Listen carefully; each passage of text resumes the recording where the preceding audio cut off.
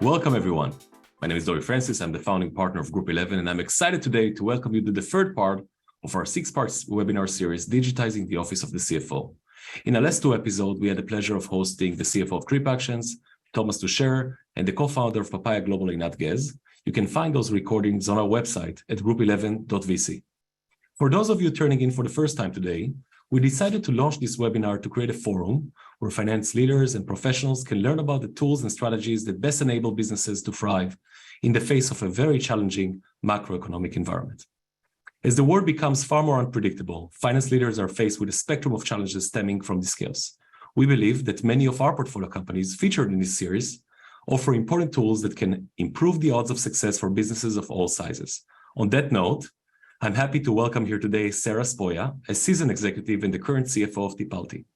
Prior to Tipalti, Sarah was a director at KKR Capstone and a management consultant at Bain & Company.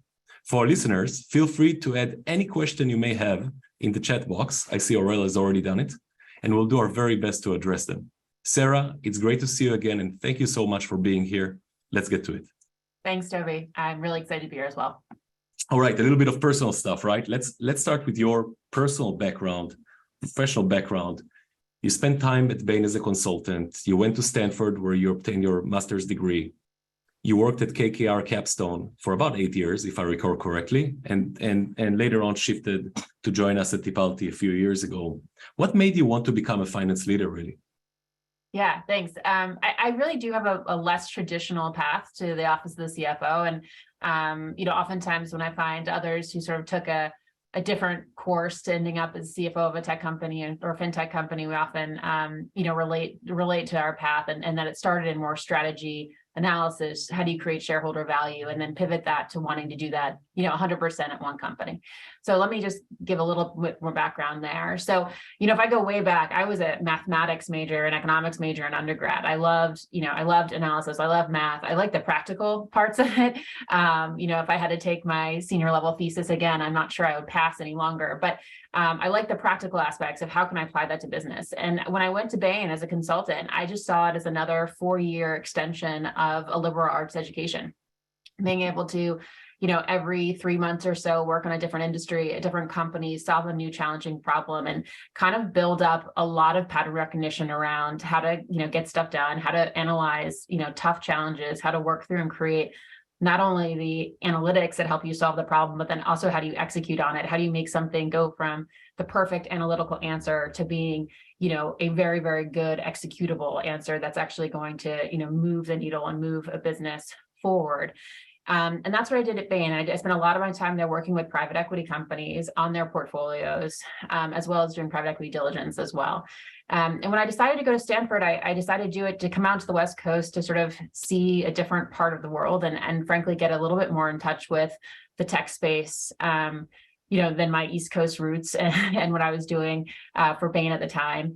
And that was really fun and a really good experience to open my eyes up to sort of a whole new world out here in tech. And so then when I joined KKR after business school in the PE ops role at Capstone, I was doing more of a similar role to what I was doing at Bain, but because we own these companies, because we were kind of full investors and, in a private equity capacity, KKR, fully controlled the board and everything else, we were really able to kind of take the sort of strategy and the analytics and the problem solving, and then really directly move that into how do we execute that alongside the talented management teams of the companies that KKR invested in. And that's what I did for 8 years. It was everything from M&A in the fintech space to, changing sales forces around, to looking at budgeting, to looking at supply chains and retail, to looking at technology tools across the business, and oftentimes working with, generally cross-cutting business leaders, but oftentimes with the CFO, and sort of learning from these portfolio companies, CFOs that I got to work with day in and day out, are actually now some of my mentors as well, but getting to work with those CFOs and then really understanding what are they doing to run these large multinational organizations, and is that a job that I'd be interested in doing myself? And ultimately, for me, both consulting and private equity operations, you're getting to do a lot. You're getting to be in the business. You're getting to work with really smart and talented and passionate people. But at the end of the day, the project is over. Your ability to add value is over. They no longer need you in that seat, and you're going to move on to the next project. And I really wanted to get to go do something and stay there for a long time and get to really build it.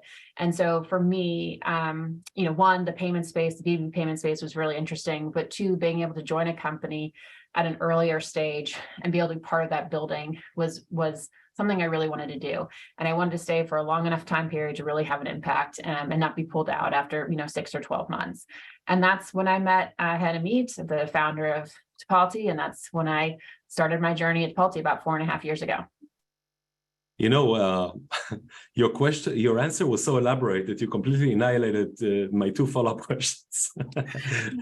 Don't worry about it. I came prepared. I have backup questions. Let me ask you, just the state of mind of somebody who worked fairly large enterprises like Bain & Company, like KKR, and multi-billion dollars, one of the largest actually private equity shops in the Americas, and moving to kind of like an unknown startup. To my best recollection, when you joined Tipalti, our valuation was actually lower than $500 million. Mm-hmm. So talk with us a little bit about that transition going into the eye of the unknown. Yeah, well, I think a lot of people can relate to that. So when I joined Tipalti had 100 people, and I think my last project at KKR, I was working for a retailer that had probably 20,000 employees. So it's a real difference, real change. But my most fun projects within my past 15 years that I was working prior to joining Tipalti were all ones in which I felt like you could really make an impact quickly. You could really move the needle. And obviously, when companies are smaller, each individual can have more and more impact on the organization. Now, from the office of the CFO perspective, many can relate to this. At 100 people, I didn't just do finance stuff. I was actually the first finance hire at Tipalti, but I had HR, I had IT, I had facilities, I had legal, I had a whole bunch of other functions sort of reporting into me, as you do when you're smaller and a growing organization. And so I do think that's part of the interest of being a CFO in sort of smaller growth companies, and when they're in the A, B, C, D range, typically CFOs kind of wear a lot of hats. And I think those of us in our peer group often relate to each other around how do we manage wearing all of these hats, especially in the early days. And I think that's why you see CFOs weighing in on things like employee benefits and employee healthcare, as well as other areas of the business. And I know you all invest in a number of technologies that are outside of the core CFO tech stack, but where CFOs have a lot of influence as well. So for one, I think working for a smaller company, each person has more input and value and can change things more quickly. And the second piece is I just really wanted to build, and I really wanted to kind of get in early on the ground and be able to have that impact early on. And so, we've built from 100 people to now a little over 1,000. I remember when our monthly revenue was less than $1 million. It's obviously much bigger than that now. And sometimes you kind of forget the pace of change when you're in it, and you have to sort of zoom yourself back out, 1,000 meters to remind yourself how much the business has changed over time and how much it's grown. Because in the month to month, you forget the little changes month to month, but you take a step back and you really see how much it's grown. And the company's done, fantastically over the last 5 years, and has really grown on both the product and go to market and sort of in all fronts. Yeah, before we switch to Tipalti's value proposition, the macroeconomic environment, just another personal question, because somebody actually in the audience sent it, so I'll why not? Let's just get off script here. Yeah. We already started getting off script, so let's continue. Did you have a moment that was like kind of like aha? I managed to figure it out. A aha moment where you said, okay, I now know that I can be a good CFO after joining us at Tipalti. Gosh, I don't know if there was any, I think imposter syndrome, everyone has it. And so I'm not sure I've ever really grown out of that. I do think the interesting thing about the CFO role, particularly in the smaller organizations, is like you touch so much stuff, and some of it is highly strategic. It's, thinking about what the deck is going to be like for the board deck or for the next round of funding. And some of it is highly mundane. The first 6 months, I approved every expense report in the company, highly mundane. And so you really do kind of have this thing, kind of this spectrum of where some stuff is just tactical and you got to do it. And some stuff is really strategic. And how does your brain work? And how do you think about managing your time between these two very disparate type of functions? And I think for me, that was a really interesting, I hadn't thought about that when I came into the role, and it really hit me very quickly. And how do I kind of adjust my thinking so I do spend more time on the stuff that's strategic, even while my job, frankly, in the early days and still is today, I'm still in our own product every day. It still has a lot of things that are just maintain, mundane controls, reporting, and things that just have to get done. And that's just a part of the job.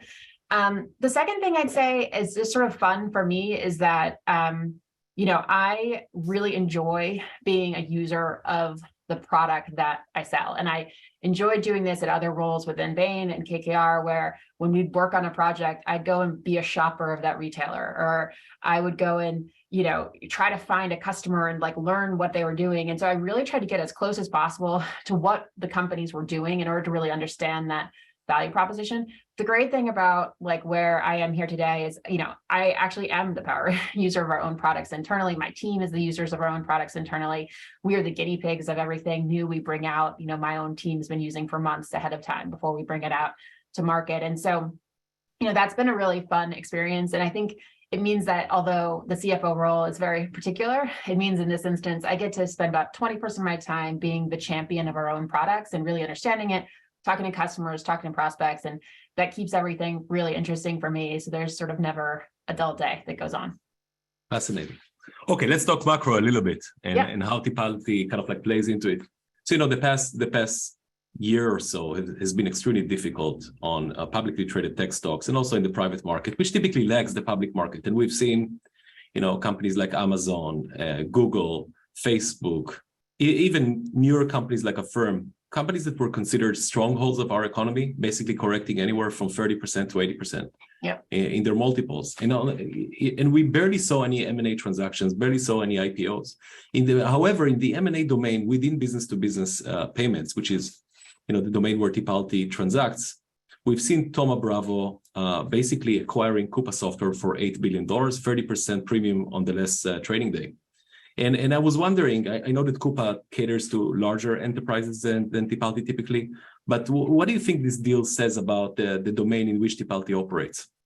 Yeah, so I watched that process very closely. Obviously, was very interested to see where it landed, and I think that there's a number of other assets also in the Office of the CFO software space that have been bought up, Anaplan and others bought up by other private equity firms, and likely more to come, frankly, in 2023. And I think there's a couple of places that I would point to this. The first is, at the end of the day, the Office of the CFO is a really dynamic space, and it is behind its peer departments as far as technology and digitization goes, as far as, implementing these technologies. And so there's still a lot more room to grow. And obviously I can speak to that more closely in the spaces that we play in, but just more generally, the Office of the CFO is a really exciting space. And so there's definitely a lot of opportunity there. I was interested on the procurement side with Coupa. Tipalti acquired a company in 2021 called Approve, which is a PO management and procurement tool. What we were seeing in the space at the time was that we had customers who really wanted to have more PO management, more kind of budget approval before purchase processes in place, but there weren't tools that were sort of simple to integrate, already part of existing platforms, and that companies that were kind of on the smaller end or mid-market, if you will, versus the enterprises that Coupa tended to support, that companies really could use. And so, this started off honestly as us looking for our own product. We tested it internally, saying, okay, which of the competitors out there could we use ourselves? And we found a lot of gaps in the market. Some things were too expensive. They were not customizable. They weren't attached to other platforms. And so we really struggled to actually implement a PO tool ourselves. Ultimately, when we bought Approve, Tipalti was about 500 people at the time, and we implemented, our own product, obviously internally, and then that's where we stand. And what we've seen actually in the last 12 months is, our CFOs of the companies that we've been supporting on the accounts payable side of the world have been choosing to implement procurement modules because they really do want that upfront control. By the time they receive an invoice, they need to pay it. They have contracted for a good or service, and they can't not pay their invoices, but they want to be able to have controls on the front end before they commit to that spend.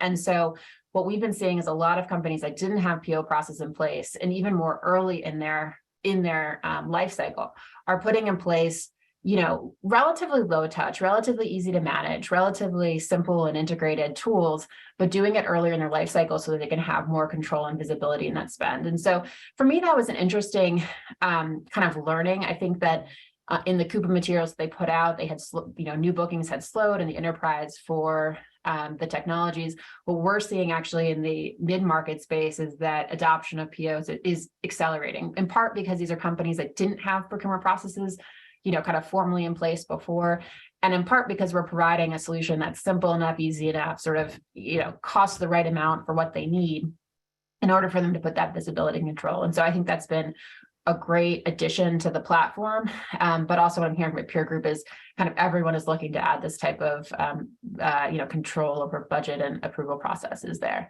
But I think more broadly, just what you're seeing in the M&A space, I think, you're seeing it on the LBO side in 2022. You're obviously not seeing very many IPOs. I think in 2023, you're going to see it on the other end of the spectrum, where there's a lot of maybe point solutions that are out there that solve various aspects of the office of the CFO, but and are great products and great engineering, but potentially don't have like a full-fledged go-to-market sales force, marketing engine behind it.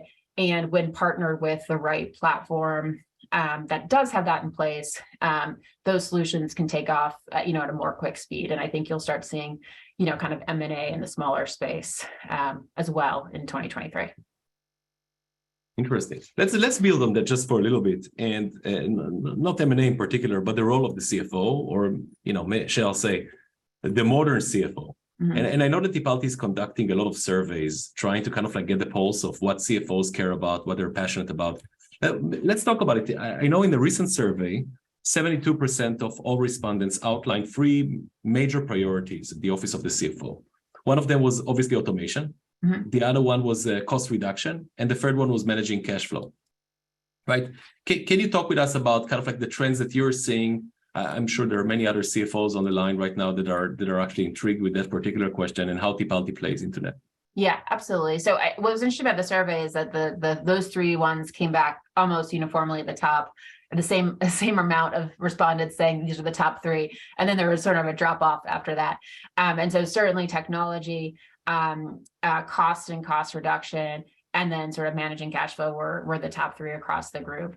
And so a couple of things I'll point out this, and some of this is how Tipalti is helping for people to manage these, and then also kind of more generally what I'm seeing in my peer group. So the first one is just around the automation and digitization in the office of the CFO. So, this is both a way to get better visibility into the processes, as well as a way to reduce time and resources being used on things that could otherwise, that were being done manually and can now be done in an automated fashion. And obviously for accounts payable automation, that's where Tipalti sits and is very active in that space, and is very much like a core value proposition of the product that we're bringing, is reducing the amount of time that your team is spending on accounts payable, both in the executing of AP, the pulling in of invoices, and then also reconciling it back to the ERP. So we reduced that by about 80% on our average customer.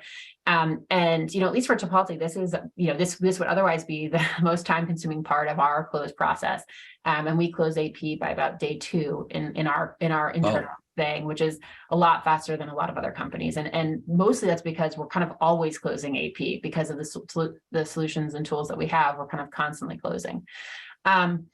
So obviously that's an important part of it. And if you can reduce all those manual steps, now you have your team members being able to work on things that are, more strategic, that are more complicated, that require more efforts than AP.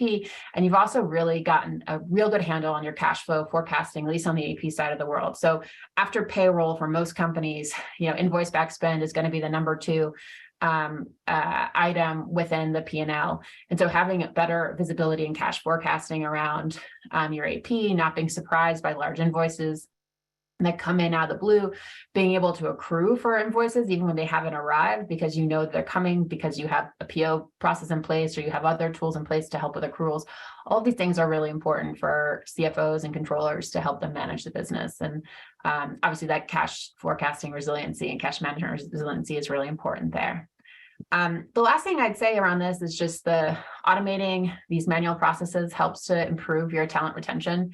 And what you're seeing in a lot of peers of mine are always talking about how can we kind of reduce costs across our company. And if we're going to go and reduce costs and have these processes in place to, maybe slow down headcount and hiring or reduce costs and tools and processes, CFOs have to kind of do that to themselves first. CFOs can't say, okay, all of you guys go reduce your teams, but like I'm going to keep my team big and I'm going to keep growing my team, right? That's just like not an option. And so CFOs really have to figure out how to streamline their own organizations if they're going to be credible as, leaders amongst the rest of their peers and helping others streamline their organizations as well. And so if you can retain your top talent while also reducing the manual work they're working on through these tools, that are, typically a fraction of the cost of, the amount and time that you're saving, that's a large driver of that. So it's not surprising. These are the big elements that came out in the CFO survey. I think the cost control and, automation will continue to be a big trend in 2023 as well. I have a question. Why do you think there is, obviously I'm intimately familiar with Tipalti's financials and I won't disclose anything, but I'll say the following. In companies with a profile similar to that of Tipalti, and we have a few of them, obviously, that serve the office of the CFO, we have seen acceleration of revenue in the past couple of years that we did not predict. And it had nothing to do with COVID, frankly. COVID is not a cause. COVID is an effect of many other forces that take place in our economy. Why do you think is that? Like, what has changed fundamentally over the past couple of years that prompt such an acceleration and faster adoption of technological solutions that have been here for quite some time?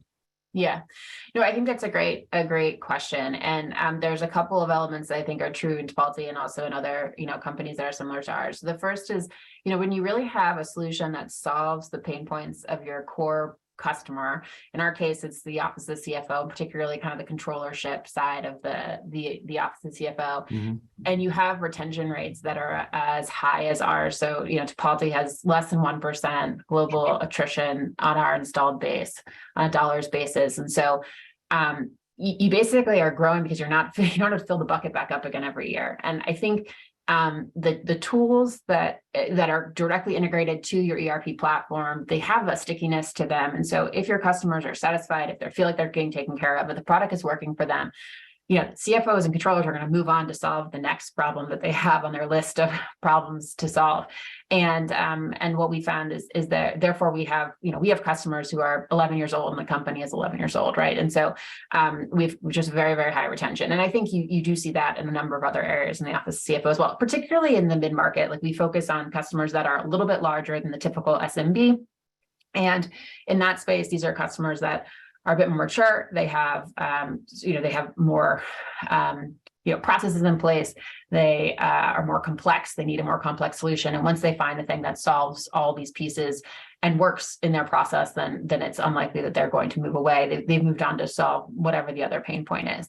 So one, I just think is, taking care of your existing customers, treating them well, serving them the way that you need to serve them is always going to be a winning solution, especially in a macro crisis like we're having right now, right? It's much easier to keep your current customers happy than to replace them. But the second part is the acceleration of new bookings. And there's, I was reading some surveys before that sort of thinking about the average, the age of the average controller, the age of the average CFO, people being really mobile first and frankly, technology first in their personal lives, and then often having these more kludgy manual processes in their work lives. And so finance executives are starting to blend that together. And when finance executives are doing things in their personal life that are much more digital first, much more mobile first, much more automated, and then they go into their work side and they're having to handwrite checks, which is highly risky, they're going to move away from that. And so I think you do see that a lot, and you're seeing some acceleration in that space.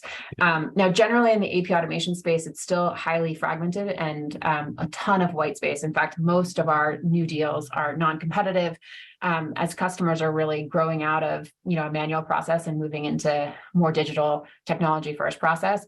But you are seeing that across the board. And, if you look at FP&A type of software, which I know you've invested in as well, and other software in the office of CFO, you're also seeing that happen a lot more where companies are, choosing their first solution in a vertical. And so there's a lot of acceleration as people are choosing to automate in those areas as well. Yeah, we haven't, let's be candid with the audience. We haven't planned for this question, right? This is, I I threw this one at you. And it's fascinating that you mentioned demographics, because we have addressed we've noticed a trend amongst, let's say, our 7 top positions, the Tipalti included, where we see an acceleration of bookings and revenue. And the reasons that you have outlined are exactly the reasons we have witnessed as well. And I can basically double click on a couple of them. One of them is demographics, and the average age of the CFO has changed, number one. And they're also surrounded by younger people as well, right? So if the workforce is going to be comprised of people who were born after 1980, about 75% of the workforce by 2025 is going to be comprised of people who were born after 1980, millennials and Generation Zers, then that change is coming from within.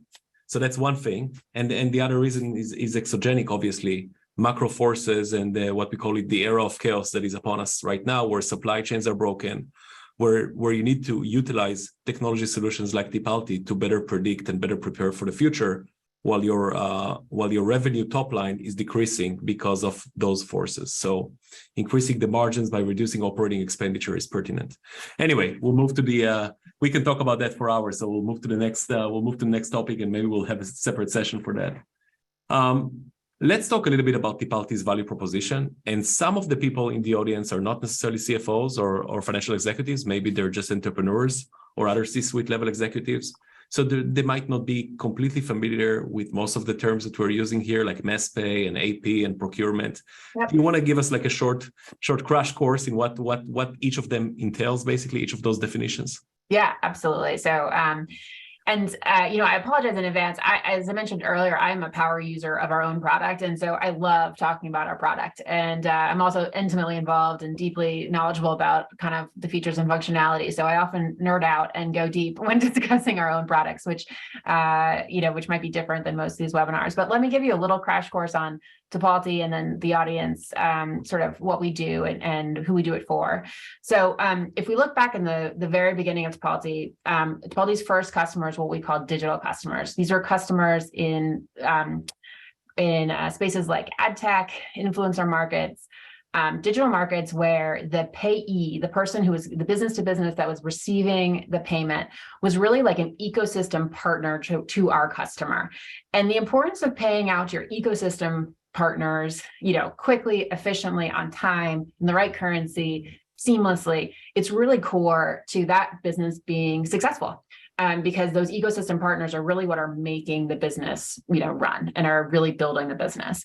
And that was Tipalti's first product, was what we call them mass pay. Now we call them global partner payments. But these are really payments out to these ecosystem partners. They're not invoice-backed payments. They are payments being generated from the company going out to a set of partners. And we did that for about 5 years. And along the lines, we have many, many large customers that joined our ranks, that used our product, were fully embedded into their partner sort of flows and portals and the like. And we had customers who came to us and said, listen, I'm doing 10,000 payments a month through this portal, through Tipalti, to all these ecosystem partners, and it's so seamless, and I have very little resources on my end having to control this. But on the accounts payable side, I'm making invoice-backed payments, through my AP team. And, it's maybe a few hundred invoices a month. And I have multiple people working on this. It's really time consuming. It's filled with, mistakes and approvals and a whole bunch of other steps, but it's very manual. And how can Tipalti take this magic over here on the digital ecosystem partners, and how can we apply it to the AP side? Because certainly I want to save time and money over here as well. And that's turned Tipalti's pivot over from not only continuing to support our digital ecosystem, but also saying, listen, there's a really large TAM, a really large total addressable market in AP automation. And for the 10% of companies that have a partner ecosystem payment problem that they need to solve, 100% of companies have an accounts payable problem they need to solve. Mm-hmm. And frankly, at this stage, 5 years ago, very few of them are doing it, especially in the mid-market, with a technology partner. A lot of them doing manual steps, batch files with their banks. There's a million different ways of doing it, but not in an automated fashion. And so that was the pivot to that. And now today, Tipalti comprised of a balance between both the digital payment product that we call Global Partner Pay, our AP automation product, which is probably what Tipalti is most known for, because it is the most common use case of Tipalti, is AP automation. And then more recently in 2021, I mentioned the procurement solution that we acquired called approve.com. And that is sort of a module on top of accounts payable to say, not only do the invoice backed and spend, payment execution on accounts payable, but also do the control and visibility on the PO management side of the house. And then on top of all of that includes, FX, 196 countries, 120 currencies, 8 different payment types. It includes all the compliance and tax requirements. So onboarding payees, collecting tax and compliance information, being able to deliver 1099s, being able to deliver tax filings, and making sure you're compliant in all the countries that you're making payments into. So VAT and other withholdings, taxes, all this kind of thing that just creates a ton of complexity for finance leaders. And requires people to know a lot about a lot of different jurisdictions. And if you can have a product actually be that knowledge instead, it obviously takes a lot of things off of the plates of the team. And so today, Tipalti has a global and holistic automation platform across all of these aspects of global partner pay, AP automation, procurement. We launched Tipalti Card last year, which is a card solution for virtual card payments. So now taking the virtual card or the card payments that they were doing outside, maybe with a bank or outside their solution, bringing that into Tipalti. And then we've announced the moving to employee reimbursables and expenses. Again, my team is already using the product in-house. We'll be rolling it out in the first half of this year to our customer base. But really where we're going, and if you think about a vision of this for the future, is really around being a one-stop platform for financial operations across lots of different sort of modules of financial operations for every company. And companies will need these modules at different parts in their life cycle, but certainly cards, employee reimbursables, AP, procurement, and then global partner ecosystem payments are all, complicated and when done manually, very time consuming. And by bringing them onto a single platform, integrating it all together back to the ERP, this saves people time and resource. And that's our goal, is to help our, modern CFO champions and our customers be able to do more with less resources, and then have those team members be able to dedicate time elsewhere. So 2 follow-up questions on this. Yep. The first one is really easy. What percentage do you think of the total hours the CFO spends in a week is dedicated to the problems that you've just outlined that Tipalti aims to solve? Yeah, it will really depend on the size of the business. But if you take a typical, mid-market, typical maybe 200, 300 employee company, your CFO might have a team of 5 or 6 people, and probably half their time is spent on allocating, kind of making payments, understanding AP, understanding budget approvals on the procurement side. I even know for ourselves, prior to working on our own internal card product, I actually had people spending more time, reconciling a very small amount of card spend than they were spending time reconciling the very large amount of AP and invoice back spend. Because on one side we were using Tipalti, on the other side we were doing it manually before we launch our card product. So it's certainly a lot of time, particularly for the team. And then, how much of that hits the CFO is unclear. But even at our size, I'm probably still spending about an hour a day in our own product doing this type of work. And that's with all of the improvements on, it being, automated and as easy as possible to use. Got it. All right. And the second question is, why middle market? Why not SMBs like Bill.com is doing, and why not enterprise like Coupa used to do before being acquired? Yeah. So I think mid-market is really challenging to solve. And so it's, an important challenge to go after. Our product is, we talk about it as being simple, but also having breadth and depth. So companies in the mid-market really require a broad product with a lot of depth to it in order to satisfy their complex needs and complex requirements to run their business. And so if you're a company and you have a couple entities and some of them are international, right, you start to have complexities that look and feel really similar to an enterprise business. But the difference is, as a CFO of a mid-market business, you don't get the enterprise resources to go and build custom integrators and solve, choose point solutions from across the map, and then have an engineering team that's going to be dedicated to you, the office of CFO, to go integrate these things. I wish wish I had an engineering team dedicated to me. And so that's what happens in the mid-market, is that you have these complex pains that are very similar to enterprise pains, but you don't have the internal engineering and resources to have custom built solutions for you. And so you need something out of the box that's going to work from day one. And you need something that can be configurable to your solutions, integrate to your other tools like your ERP, and can work from day one. So that's why we focus on the mid-market. On the SMB side, there are other solutions out there. Typically, they are, from a breadth perspective or depth perspective, they are less broad and less deep. And so what we find is, although I mentioned before, about 70% of our deals are non-competitive, meaning there isn't another technology solution in the process. When there is, we often find it as a trade up from one of the SMB solutions that are out there. And these are CFOs and finance leaders who have really appreciated an amount of automation and a tool that's been helping them automate to that stage of their life cycle. But ultimately, they need something that has more depth, maybe covers international better, maybe integrates to their new ERP, whatever it is. There's a number of reasons why, but need something more. And so they trade off of that platform and onto Tipalti. But that's why we focus on the mid-market.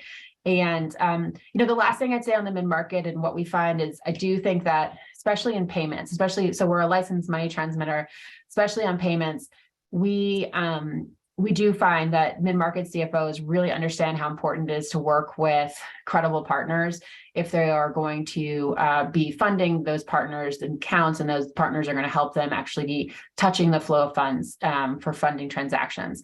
And so I think in the mid-market, what you find is the companies that are, being successful in the mid-market are regulated, have more of that credibility, been around for a little longer, and CFOs tend to trust those organizations more, especially in a situation in which you're kind of actually pushing funds and flowing funds through them. Yeah, definitely having a regulatory moat is a big, also unfair competitive advantage to Tipalti. And I vividly recall how many years it has taken us to get certain money transfer licenses in certain jurisdictions and states like New York, etc. So definitely. All right, quantum leaping into 2030, and thinking through how Tipalti has evolved as a platform. So I'm bringing you into 2030, you're looking backwards. What is Tipalti 2030 like? Yeah, I like to think about it as for our customers, for the folks that are using us for their fully integrated financial operations. I like to think about Tipalti as the homepage. You've got your email homepage open, you have your ERP, your NetSuite homepage open if that's what you use, your ERP open, and then you've got Tipalti open. And because every single part of the financial operations that you're managing as a customer of Tipalti is flowing through that platform.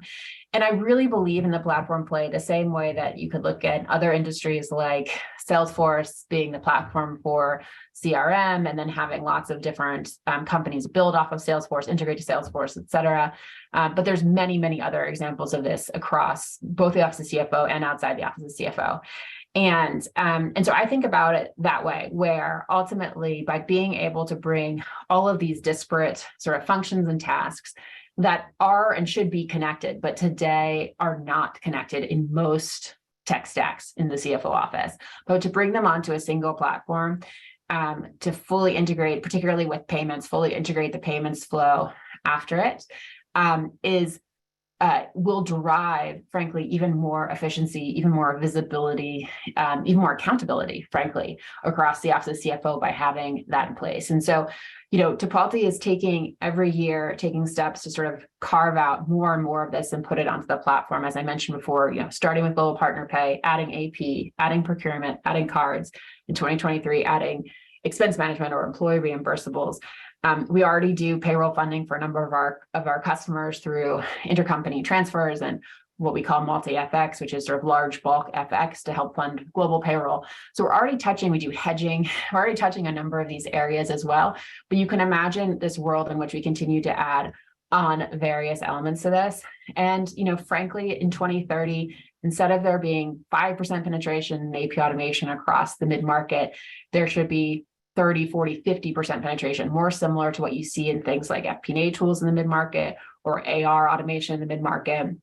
AP automation is 5 to 10 years behind those tool sets. And it really should be that way. So if you think about 2030, it's much more penetration as an industry as a whole. Tipalti with a broader platform with customers that are using us for, not just 2 to 3 modules like they might be today, but maybe using us for 5 to 7 different modules in financial operations.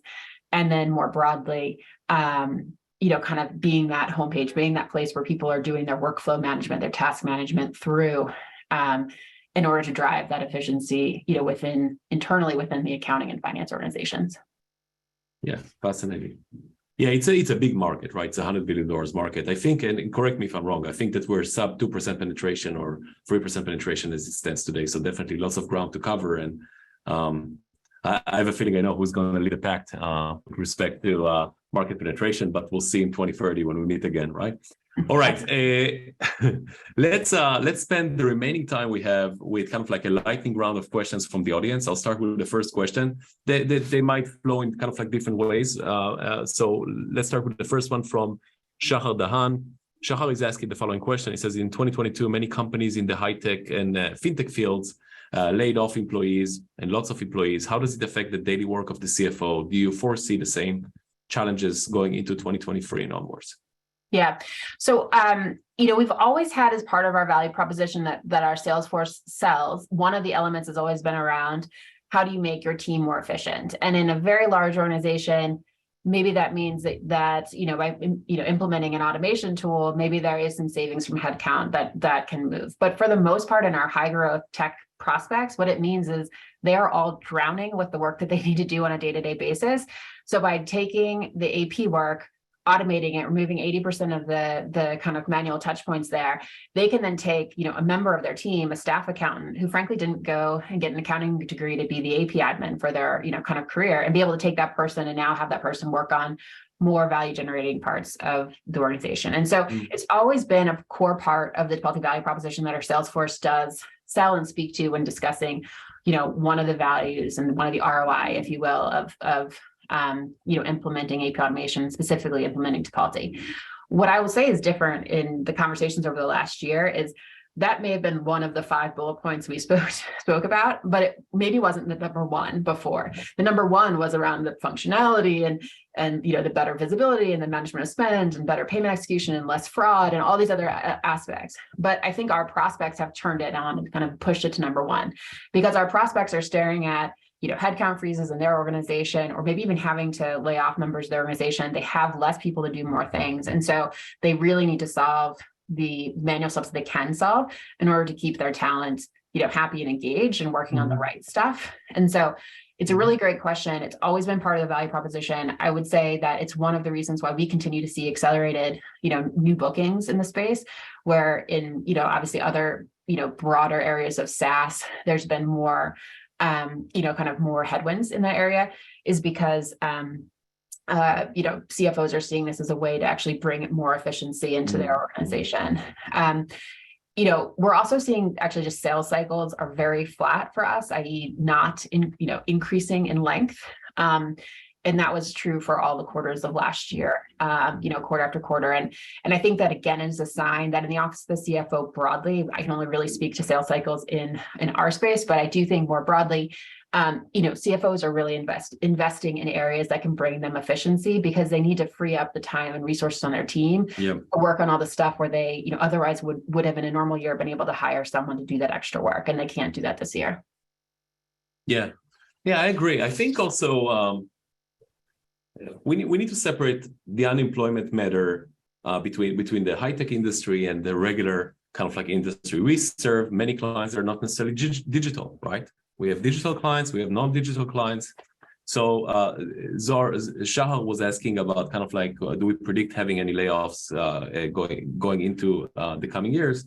I don't think all of our customers are impacted by the massive layoffs we've seen in the tech industry, and that we'll continue to see, frankly, in the tech industry, because companies were hiring too many people, predicting for a few years of post-COVID excitement, call it like this. Okay, so that's on that. Another question, anonymous anonymous CFO is asking whether you have any advice to give a CFO that has just began their career with a middle market company. Yeah. I think that it's a great question. And, I always tell the story when I decided to join Tipalti. I actually, it was after the Series C funding, and I actually got a copy of the Series C model, and I went through it like with a fine-tooth comb, and then spent like a few hours with our CEO going through every assumption and trying to figure out whether or not I truly believe those assumptions, or, what could we change about it. And I think that was one of the best introductions that I could have made. And I'm glad I did it before, before an offer was made. I'm sure Ken was glad I did it before an offer was made too. But I did that actually in the selling process. And I think for CFOs, I'm always shocked when I speak to some peers who landed in places where they were surprised on the financials, like within the first couple of weeks of landing in a new job. And I think it's really important to always ask for those in advance and to review them in advance. And all of us, each of us, our biggest resource we can have in life is time. And you should really think about how you want to value, where you want to spend your time. And part of that is thinking about yourself as an investor of your own time. And so is that where you want to invest your time? To be fair, I think about that as when I think about digitizing the office of CFO as well, because, I also only have I can only invest the time of my people, and I'd rather have them spending on stuff that wasn't able to be automated. But for I think a mid-market CFO, I think it's really crucial at this stage to really understand the product, really understand how the business makes money and financials, really understand what is not only the best side case, but the harvest side case for the company you're going to go into, and really think about how you can add value there and where the strategic priorities are for the business. Is it going after the next round of funding because you guys are running out of money, or is it, the path to profitability is there? We just need to create controls to execute until you can, until you grow through that. Or if it's, already a profitable company, it's how can you grow faster and continue to stay on the front foot. But in general, my feedback to anyone looking for CFO jobs is to really think about how do they invest their time and make sure you get all of the data you need before making a decision, which can sometimes be hard to do in interview processes, but is often a telling sign over the types of organizations you might want to join in any case. Totally a bilateral experience. What I always find surprising with these type of conversations is that, an hour can go by so quickly. Right? I was like, whoa, wow. And I have to move to the next matter on my agenda, which is a board meeting for Sunbeat. And Sarah, I'm sure you have many other matters to deal with today. So I wanted to thank you for joining us today, and thank you for those of you who chose to listen. Thank you, Joey. If any of you is interested in connecting with the Tipalti team, please email our head of business development and value creation, Lian Kimia, at lian@group11.vc, and I promise you'll receive a white glove treatment. Our next virtual fireside chat will be Tuesday, February 7th, and will feature the CEO and co-founder of Sorbet, Vital Einat Reichel. Vital and I will be discussing how CFOs can leverage unusable pay time off, unusable PTO, to save costs and increase cash flow while keeping employees happy. If you haven't yet registered, I highly recommend you do. Thank you, and I'll see you February 7th.